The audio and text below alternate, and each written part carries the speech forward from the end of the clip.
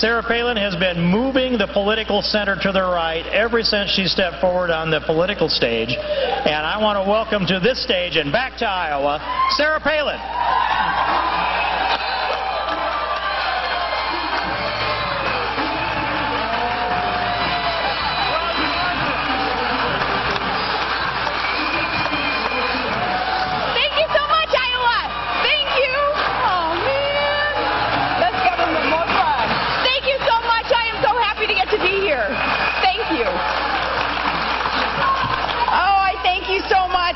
It is so great to be back in Iowa. You know, we have great memories here of the many trips now that we've been blessed to take here. You know, of course, the 08 campaign, and then the even more fun Tea Party rally that we had in Indianola. That was fun. We've had, oh gosh, chowing down on fried everything at your state fair, of course. And then 1 year, thinking that a bit after the fair, I was going to work some of it off. So we drive up to Storm Lake, and I'm thinking, there was a half marathon going on. I'm thinking, hey, I could go incognito. I'm going to jump into this race. And incognito, Latin for me, it means no makeup. No one, scare little children. So I'm running the race. I jump in there, and I am incognito, I'm thinking. I'm running in peace, you know, no one talking politics. Of course, I'm stuck in air the whole way, so I can't talk anyway. But no, you know, press there with those suspicious thinking of theirs, signals, you know, oh, she's in Iowa, what is she doing? And it seems like the Iowa politicos, too, very good at sensing, you know, who's coming, who's going, and the significance of your state, of course. So anyway, I'm running. But no press kind of bugging me about, are you going to run for president or not? Because that was the year of that question. So, jumping in the race, I'm running across the finish line, and boom! There I am accused of running that race for political purposes. And I find out that, okay, yeah, I'm in Iowa. The race happened to be called Storm Lake's Jump Right In and Run race. Look, I got a medal on Jump Right In. So, of course, the press like, you orchestrated that. You know, you came all the way to Iowa for that race. I'm like, oh, yeah, ask Todd. You know, I'm the one who made him pull over for that day to run the race. Anyway, best memories, though, are of the wonderful friends that we have made here. Just good people, hard workers with love for this great country that they show with, you know, your work ethic and with, shoot, even driving by your homes with the flags waving on front porches, where on any given night, I think a whole lot of you might be found out there on your porch, proudly clinging to your guns, your God, your Constitution. And it is because of that, because of you, that the rest of the country knows this part of America as the heartland. And last time I was here to campaign, it was for one of those friends whom we have made, and you know her as a soldier and a farmer and a good neighbor. And then, back then, I called her a pistol-packing, Harley-riding Mama Grizzly. And now I am thrilled to get to call her your Senator, Joni Ernst.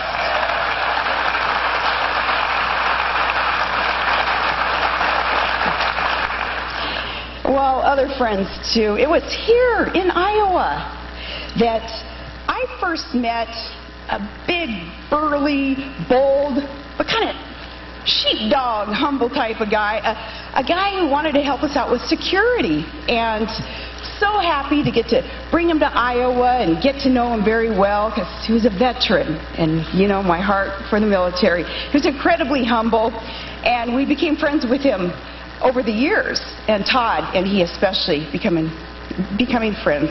We learned more and more about his amazing story, and it is the story of so many of our vets. Incredible sacrifice to protect our freedoms.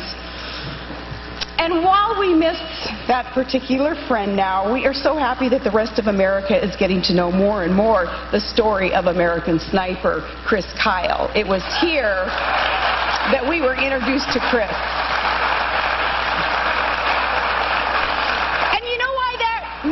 breaking records all over this great nation, it's because America needs a hero again, and Chris Kyle has been that man. And screw the left in Hollywood who can't understand what it is that we see in someone like Chris Kyle and all of our vets.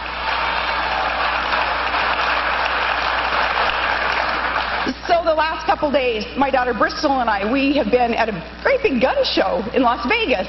And there at the gun show, at the SHOT Show, getting to link up with Taya, with Chris Kyle's wife. And Taya throwing a big party there honoring vets, honoring those who have supported her cause now that Chris is gone, and Tara carrying on her husband's legacy, spending hours visiting with these vets, and like most military families, having that sincere appreciation for what other military families go through, so spending so much time with these other vets. Well, at this party, man, it seems like we're always kind of going rogue or something. Something always happens. We're at the party, and I'm with Taya. We're signing books, and in the back, this young, very energetic, very bold young vet, he holds up a sign, and it was bold, 4-letter message to Michael Moore that he'd written out. And I'm like, oh man, and me, I call him up front, you know, and he's holding the poster, and I'm looking at it, he's showing it to me, and of course pictures started snapping, you know, because I'm giving the poster the old thumbs up. And it was my thumb, you know, it wasn't any other finger, it was my thumb. Oh, that poster, though, I mean, you've heard the term swear like a sailor, even though I think this guy was a soldier, you know, same thing. Well, anyway, someone snapping that photo, and we've taken a lot of heat over the last 2 days for being seen with a 4-letter message to Michael Moore that he deserves. Well, I was thinking,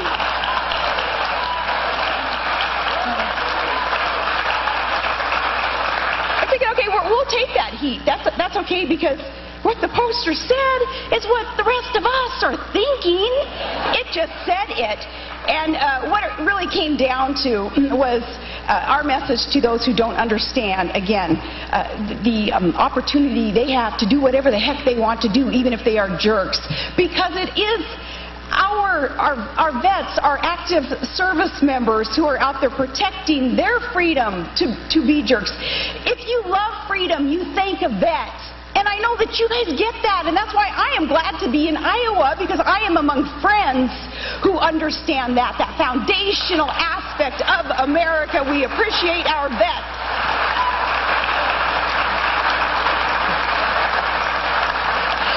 Okay, and one other, this connection to Iowa before I get to the meat of the speech, okay? Someone else who hails from the Hawkeye State, you know, speaking of Bristol, being here with me, part of the family. Maybe you've seen her in the news recently because photos of her were posted, and they were candid photos. She was au natural, just nothing on but leather, strip of leather. A caller, my dog, Jill Hadassah. She's from Iowa.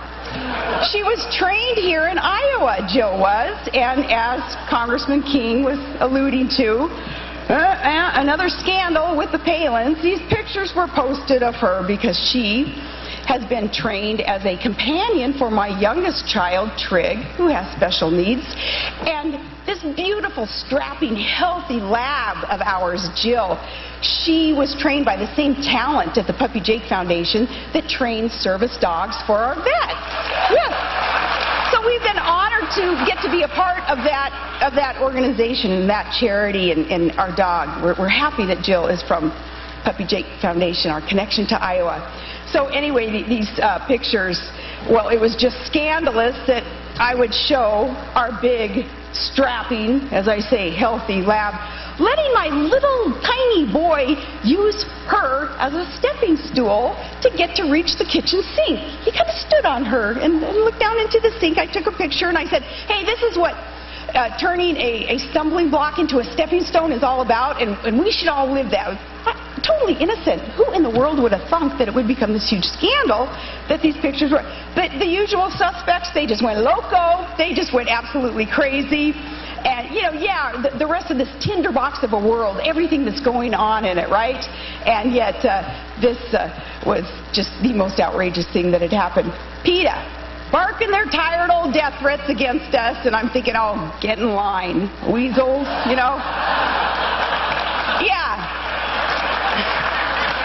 They're howling through the press, you know, cruelty to animals, Sarah Palin, which surprised me considering what it does that Joni does to those poor defenseless, really great taste in Iowa hogs. Yeah, and not to mention what the president admitted to doing to those innocent Indonesian puppies, you know. So Jill Hadassah, she is wonderful. She's another connection to Iowa, and her motto is, better a stepping stone than a snack. Yeah. Better stepped on than scarfed up. And yet, media crucified us, but that's all right. We're getting used to that. Thank you so much, Citizens United.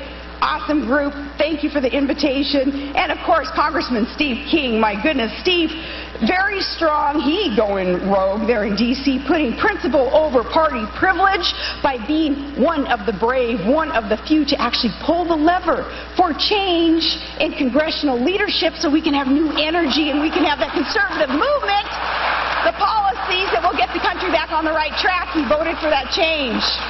Mostly, though, I thank you for being here. Thank you. Today, you hearing many words from many different people, but one thing is in common, and that is we believe what Ronald Reagan believed.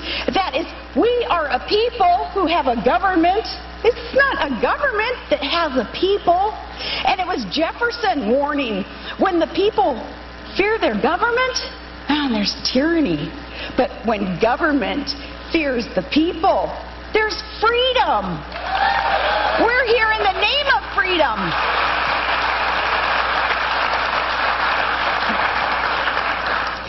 So we are here in that name of freedom, and you, Iowa, you get to help decide who will fight for it. You'll caucus to help choose our next president. It's just about a year from now.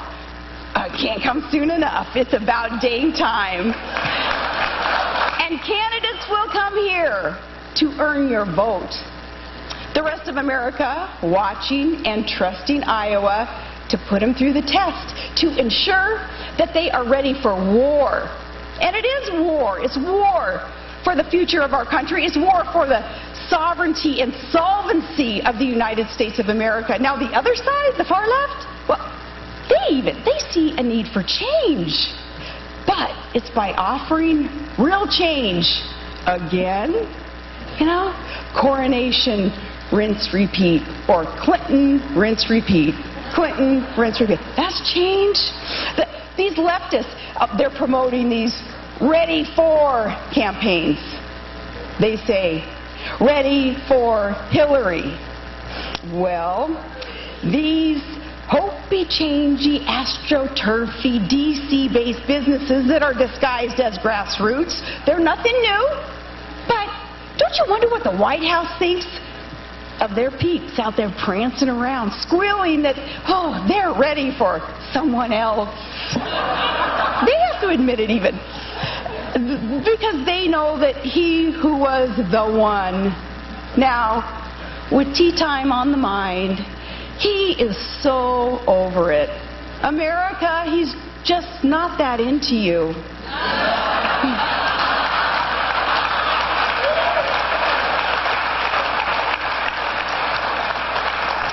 But the $18 trillion question, though, is, well, do the candidates that they're ready for represent any real hope, any change? Or is it more of the same old failed statism that we suffer from? What can they do differently to put an economy on the side of the middle class instead of the side of their crony capitalists? Will they worry more about securing our borders and less about securing a primo tea time? How will they protect our standing across the world when they can't even protect an ambassador? When will they listen to concerns of we the people? instead of listening in on our phone calls. And how will they axe Obamacare? Remember, this started as Hillary Care. See, when will they let us control our own care? What will they do to stop causing our pain and start feeling it again?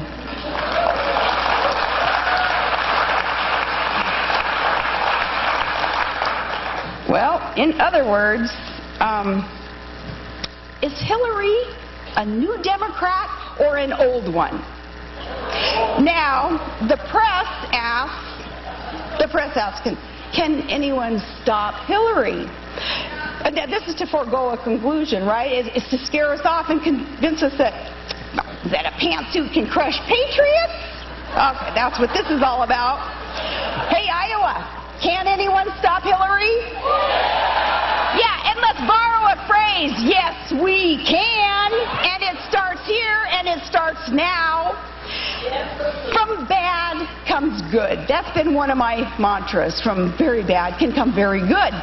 So employ that as we look back on history. The last time that we suffered under such an out-of-touch presidency, well, we were lifted out of our malaise by a charismatic, positive, solution-oriented conservative who so loved this country, and he put his faith in her people.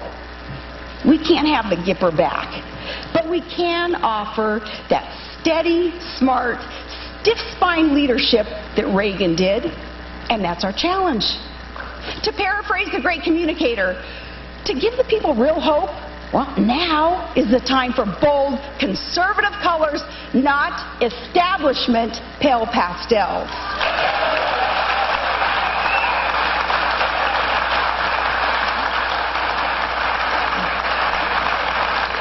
We need to ask, who carries on Reagan's legacy? Who will lead our freedom movement to victory? To begin that fundamental restoration of America? You answer that, Iowa, by making the GOP primary a competition, not a coronation. Our party is at a crossroad, and many voters, oh shoot, some in my own family even, they've lost faith in the GOP machine, and they're registering as independents. So many voters across the country, independent. They're looking for principle and patriotism over political party. And the good news is, though, in our party, our bench is deep. And considering some in the lineup, man, that's a good thing. It is good that we have a deep bench. And it's primary competition that will surface the candidate who's up to the test and can unify. And this person has to, because knowing what the media will do all throughout 2016 to all of us, it's going to take more than a village to beat Hillary.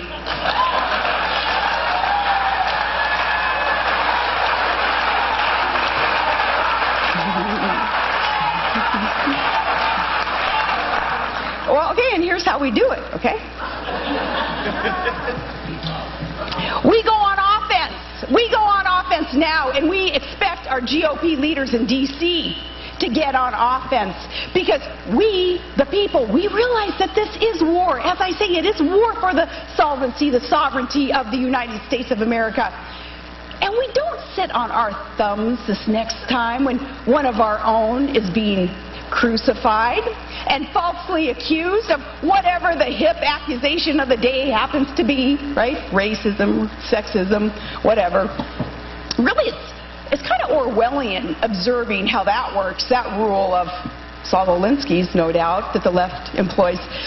Disgusting charges from the left that reverse them. You know, for it is they who point a finger, not really, they have triple that amount of fingers pointing right back at them, revealing that they are the ones who really discriminate and divide on color and class and sex. We call them out. We don't let them get away with it then. On gender, oh man, this one, on gender, it is they who defeat women. They shackle them to the good old boys running Washington, pimping this promise that, oh, they have to provide for the little lady's every need because they're a woman, she's just not capable. It's the left that does that. It isn't the right, it isn't conservatives. So we go on offense and we reveal the real war on women with truth because we can handle the truth.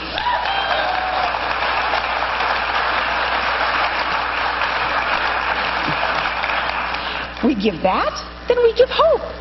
We give hope and we give a real choice. And we walk it, we don't talk it by proving to voters what works. And we do that by only supporting those who've actually done the job, who've cut government and incentivized the private sector and never compromised on freedom. And proof that that works, look at the conservative governors. They're accountable. They administer. They have these results all across the U.S. in conservative governors' offices. The results can't be argued.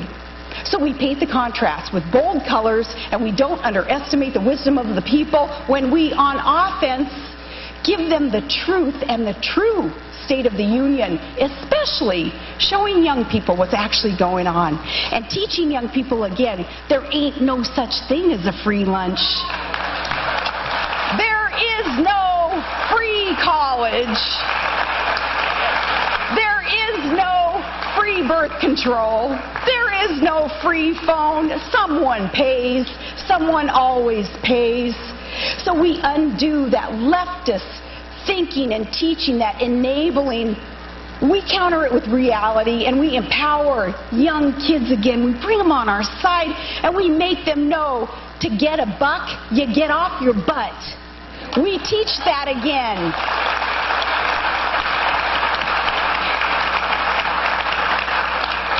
And we get honest on national security. We give hope to the people that we need not, we will not succumb to evil. And we call it as it is. We address it. That must be, by the way, that 800-pound elephant in the room of the White House that the radical left won't even name. They won't even name the threat to our way of life today. We'll hit it. We'll name it. It is any Muslim who would choose evil, whose loyalty to a death cult perversion is so darkened and has deceived their soul that they actually think that they're welcome here to transform here? No. What we do, we strengthen our military, we respect our troops, and we let them, our troops as our gatekeepers, we let them tell jihadists, this is our house, get the hell out.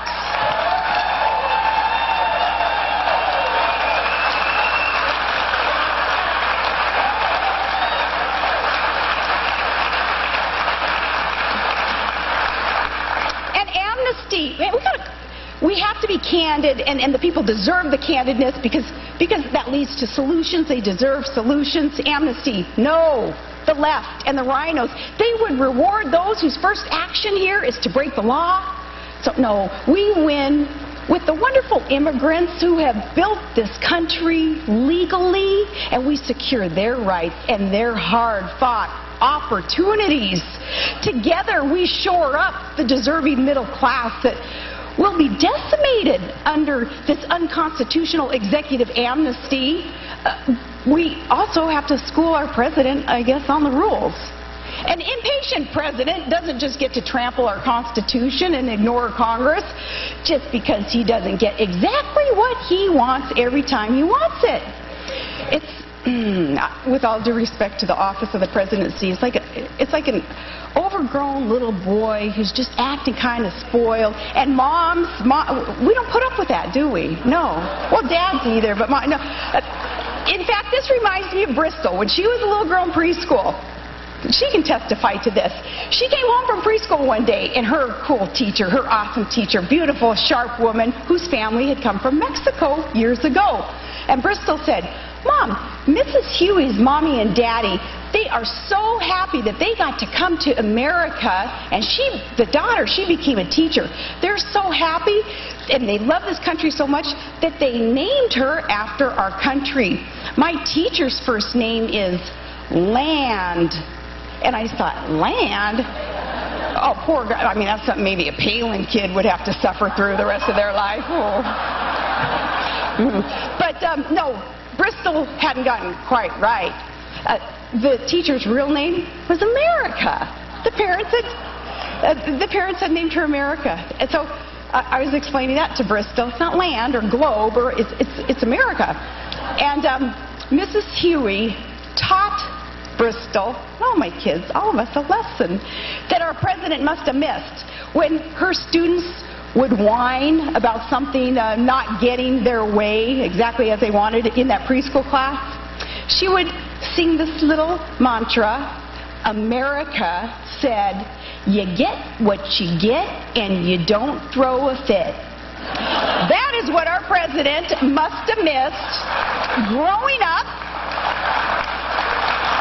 because this insistence, its lawlessness of he trying to get his way, it tramples our Constitution. So from debt, and I won't even get into all the details of everything, but from debt. You know, normal people, when they're in a hole they don't want to be in, the first thing they do is stop digging. I don't know what is wrong with the leaders in this country who understand we are in a hole we don't want to be in, and they keep digging. But from debt to energy, proving that inherent link between American-made energy and prosperity and American-made energy and security, to solutions like the flat tax that we need, to stop this unhealthy new obsession that we're hearing about even on our side of the aisle with this subjective income gap that we're supposed to be so obsessed with right now. And no, we don't have to be obsessed with it. Not when everyone rises together with conservatives' proven free market principles that incentivize pursuing capital and investment and innovation, so it results in lasting prosperity for everyone. And to finally stop this overreaching bureaucracy, we get on offense and we drive in solutions and we be bold. I remember it was here in Iowa that I put forward in a speech some years ago that I guess they didn't listen to me because they didn't know anything about it. But here I said, why don't we decentralize the federal government? We have to be bold about this stuff. Shutter out-of-touch bureaucracy and move what's remaining across the country to the people. If there is to be a Department of Energy, put it where the energy is created. Pack up the U-Haul. What better place for the Department of Agriculture than in ag country, so they see how their policies affect the farmers and the ranchers who feed our country. Things like that. It must change. Things must change for this our government. Look at it. It isn't too big to fail. It's too big to succeed. It's too big to succeed so we can afford no retreads, or nothing will change with the same people, the same policies that got us into the status quo. Another Latin word, status quo, and it stands for, man, the middle class, everyday Americans are really getting taken for a ride. That's status quo. And GOP leaders, by the way, you know, the man can only ride you when your back is bent, so strengthen it.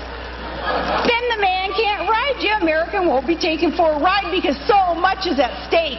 And we can't afford politicians playing games like nothing more is at stake than, oh, maybe just the next standing of theirs in the next election. And we're not in the mood to give politicians a pass just because they happen to have a certain party initial right next to their name. The evidence of this, that it's not just us thinking this, but across the country. Look at the number of governors elected without a majority of the vote. That is the result of fired up, independent, and strong third-party candidates nowadays. In fact, it's at its highest level in the last 100 years. Alaska just elected a very strong conservative who formed an independent ticket in order to prove this he be beholden to the people, not to obsessive party politics that result in the titles and the hierarchies and all the problems that come with that. being beholden to the people. It is their record then, not their standing in the party, but their record that needs to be considered. And we cut them then if we want a fired up, unified base to get the GOP over the line to thwart the lies of the left and their politics of personal destruction. We got to cut the candidates who don't fit that bill of being beholden to the people.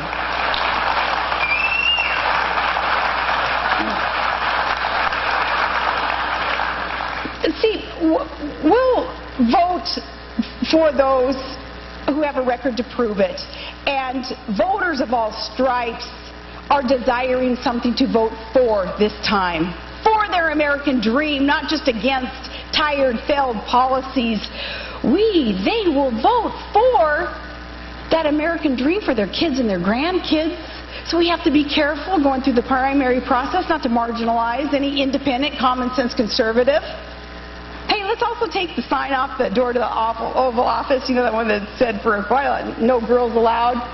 Take that off the wall, okay? And we remember what Margaret Thatcher would always remind her constituents anyway, that if you want something said, you ask a man. If you want something done, you ask a woman. And America is ready to get stuff done.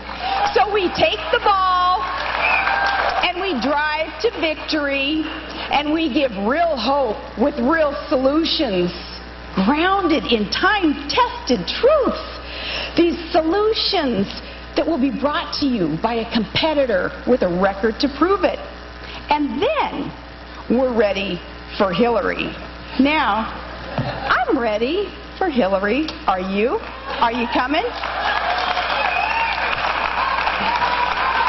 It was a few summers ago, my final thought here, a few summers ago, after a great day with friends and farmers and farm animals at your Iowa State Fair, that we loaded up the motorhome and we drove some hours over the border to Illinois, and we stopped along the way because my daughter Piper, she had never got to run through a maze in a cornfield. So little simple things like that. I mean, that shows you how exciting my life is. That was like a highlight of our trip.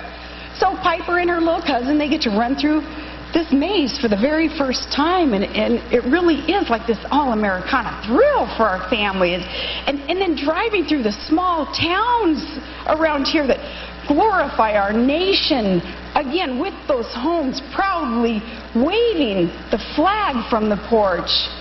And we pulled into Dixon as we crossed that state line. We pulled into Dixon, Illinois, and we turned on Hennepin Street. We stopped at a modest white clapboard home, and it had a pair of rocking chairs out on the front porch, and a neighbor came over and told us about the house. And he told us about the little boy who used to live in that house, and that his family couldn't afford the house to own it, so they rented it. Well, the little boy had a little tiny bedroom off the front of the house, and that's where he would listen to the radio, and he'd get his news, and he'd learn from that and his entertainment. And he'd play football in the front yard and ride his bike up and down the sidewalks, and, you know, just real life. And then as a teen, he was there working as a lifeguard there on the Rock River, where he saved 77 souls. And he grew up then to save a world from communism. And he inspired a nation to once again believe in itself. This little boy from humble beginnings that wasn't that far from here was, of course, Ronald Reagan. And he never forgot where he came from, those roots in the heartland. And his story is our story. It embodies the American dream. It's a dream that we all must be willing to sacrifice for and to fight for today, now more than ever. Together, dreaming that, living it, working for it, we can make sure that the dream lives, and that we know that our best days are still ahead. And I have every confidence that when conservatives rise to that challenge and offer a real choice, we will have a rebirth of successful conservative leadership like Reagan gave us. And the American people will once again be inspired and be united as proud, secure citizens of the greatest nation in the history of the world. And I thank you, Iowa, for being a center of that. I say, God bless you, Iowa. God bless the United States of America. Thank you.